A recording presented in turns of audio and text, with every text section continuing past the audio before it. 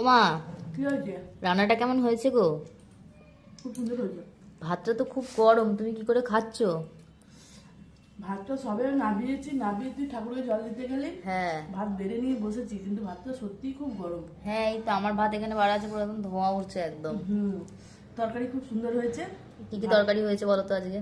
ও, তুই রান্না করেছিস আর আমাকে জিজ্ঞাসা করছিস? দেখি বন্ধুরা, আমি দাও। রান্না আজকে করিনি, মেয়ে করেছে রান্না। হুম। বরবটি, চিংড়ি মাছ, আলু, মূলো দিয়ে একটা তরকারি করেছে। ছাটি মাছের ঝাল করেছে। এখানে মুসুর ডাল করেছে, রসুন আর পেঁয়াজ আর শুকনো ফোড়ন লঙ্কা দিয়ে, ফোড়ন শুকনো দিয়ে। লঙ্কা দিয়ে ঘন ঘন করে।